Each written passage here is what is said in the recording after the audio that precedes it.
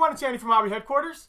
Well, as I've been going through all of the kits for this monster collection that I've taken in and putting stuff aside for the museum, one thing I've thought about too is that a museum is not just going to have a bunch of old, rare kits in it. It's also going to be able to tell a story. And as I was going through all the kits, I noticed there was a lot of AMT 57 Chevys. And I started looking into the history of those, of how the original one came out in 1963. And they've kind of repopped it a bunch of times. And then they retooled it again in the 90s and then redid all of that again, where they released it multiple times. Many box arts.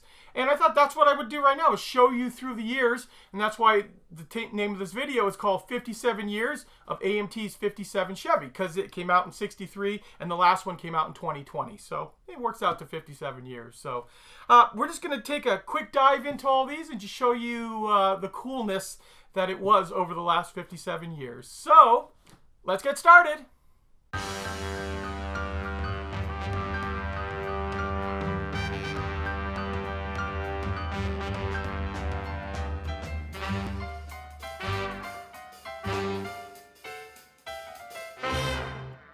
Okay, now we're going to take a look at a box of AMT 1957 Chevys that are going to appear in the museum.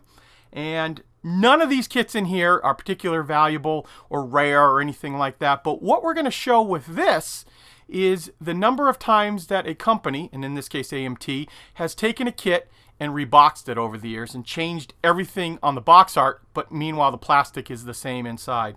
So what we're going to look at here is, this is the very first time they released this kit. This was the 57 Chevy 3-in-1 stylized stock and competition version, and this came out in 1963, and then they subsequently reissued it over the years. Now I am missing a couple of the reboxings, and as we get more collections in, I'm going to look for them. Like I said, they're not super valuable, so I think we should be able to find them. This one came out in 1969. This one came out in 1970, a reboxing of the exact same race car, the Pepper Shaker. And in fact, I kicked myself. Just recently, AMT had this kit out again as the Pepper Shaker, and in brand new boxing. It was just discontinued, and I just sold out of them too, just before I decided to do all this. But that one will be an easy one to find. But it's a new box art of this exact same kit. And then we have kits from the 70s and 80s, all the way up into the 1990s on this particular one here. Also, I want to show you that the 1975 release also included the Pepper Shaker decals inside. In fact, I've got a set of them right here. This came out of the this actual box here, and it has the same ones that came in both the 69 and 70 release of this kit. Just didn't put it on the box art. Okay, jumping ahead a little bit here. I got interrupted while I was filming that last segment, and I had to go to the back of the store, and I saw this on the shelf. I completely forgot that we have even a newer incarnation of the same identical kit. So this is from, it's got a copyright date of 2018 on it, but these literally just came in about a month ago. So they were produced in 2021. So what I'm going to do now is I'm going to open, this one was a brand new one off the store shelves, and I cut it open because I wanted to show you guys the plastic inside here compared to the plastic in the 1963 release of this. So let me move this box and I'm going to show you those two kits. Okay, so we're just going to take a quick peek at the two kits. On the left-hand side, we have the 1963 issue, and on the right-hand side, we have the 2020 issue I was just talking about. Now, they did some minor variations. You can see this remove tab that they've added in later, and that was probably because over the years, they were finding that this little pillar was breaking off. And if you look on the inside right here, originally this was designed to be a chop top, so they had grooves cut into it. But over the years, they've taken those out of the mold. But we'll see if we can see, if I can let you see this here. But one of the mold marks up in the corner here, it's so hard to see it. This scratch right here, hopefully you can see it, is still in the mold. You know, you see it reflecting right there. 57 years later, that scratch is still in the mold. And then next up, I'm going to show you the chrome trees. So here's the chrome tree from 1963, and here it is out of the new kit. And you can see all of the parts that they've removed out of the chrome. All these are all the customizing pieces that they would add in there, these front ends. And they took them all out and just gave you just the 57 parts. And on the secondary chrome piece, same thing. The exhaust, all that stuff is gone. This is one out of the 2020 kit. This is the one out of the 1963 kit. And one other thing I want to show you. So here are 5 more 57 Chevy Bel Airs that came out from AMT, but these are not the same kit as the 1963 release. These are actually retooled into the 1990s, but as you can see right here, there are 5 more reboxings of this kit. And their majority inside are the same plastic parts. This kit up in the corner here, the Pro Shop one, this one had a beautiful sprue of photo etch inside. And this is the photo etch that is included inside that kit. You can see it's got nice photo etch inserts for the flares, photo etch grill, and the Chevy and Bel Air symbol are done nicely in that really, really fine photo etch that really makes it pop when it's on the side of the car. And also, I believe these are all the windshield wipers too. So as you can see in the next scene, I'll show you that they are separate pieces compared to the old kit.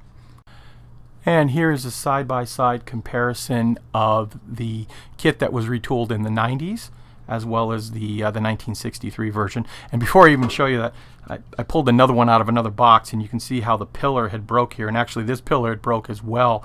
And I can see how that little insert really would have helped over the years, keeping the roof from caving in on it. But that being said, you can see that first of all they've added an open trunk on the newer kit compared to the old one. Also, I'm going to see if I can show you this.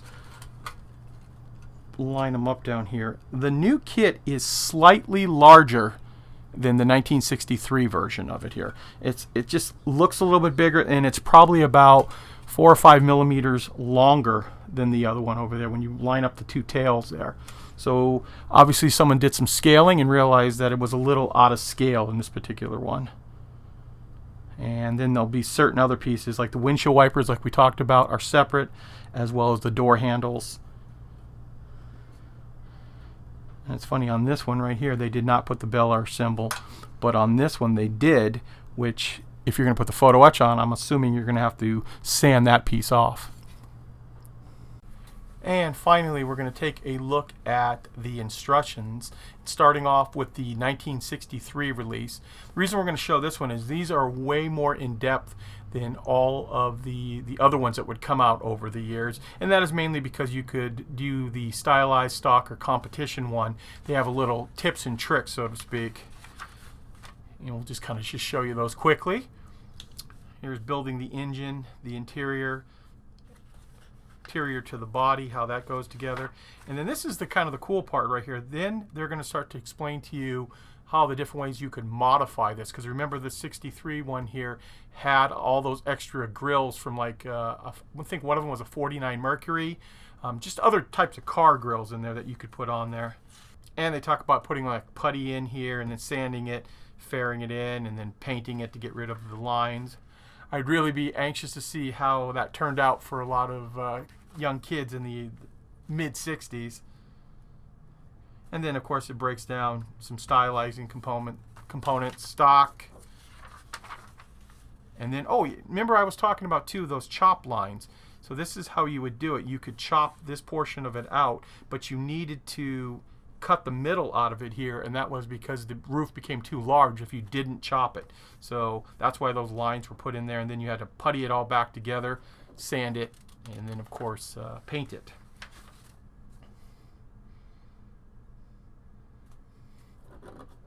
Let you look at some of those from some of the stylizing options.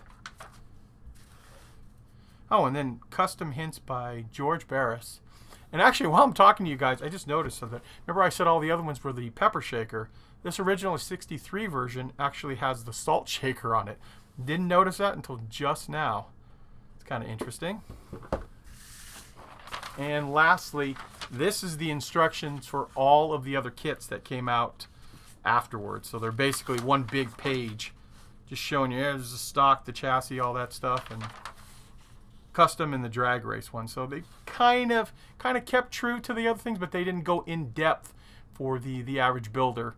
I guess they either assumed that you knew what you were doing already, or to cut down on paper. So, but there is a look at all of the instructions. Since we were talking about customizing on the 57 Chevy, I'd also thought I'd throw in as a bonus some really old AMT and, let's see, originals by Monty, and of course a Revell. These are all custom part kits that came out in the 60s, and it's quite some unusual ones too. We'll just kind of take a look at these real fast. I've seen obviously all the modern day ones that they've reissued over the years, but never have seen this one. And you can see what is still in the original sealed package. Try not to blind you with the reflection there. See some of the parts that came in it. And then we had a Revell one also for 69 cents. Some engine part packs for a 1960 Buick. Some tires, which are kind of common from AMT now, but these are probably some of the first ones to come out. And then these two, I think, real unusual looking kits. This was an upholstery kit to do inside of your vehicle. So it had genuine Naga hide inside there. Plus it had all of the little piping, and it looks like there's some felt in here to do maybe the carpet on the floor. All at 98 cents for most of these kits, except for the first two that were 69. And then finally, another one of those originals by Monty. This was a hard top with a rolled up piece of Naga hide, I'm sure not vinyl, Naga hide, that you'd be able to glue on there, plus a new glass window piece to convert your convertible model to a hardtop showpiece. Kind of a interesting looking little kit. Well, there you go, guys. There's a quick little trip down memory lane. I hope you guys enjoyed that there. It was a lot of fun for me. I loved looking into all of the past on all these kits. So I want to take this opportunity to thank you as always for watching. And please stay tuned because we have many more videos coming.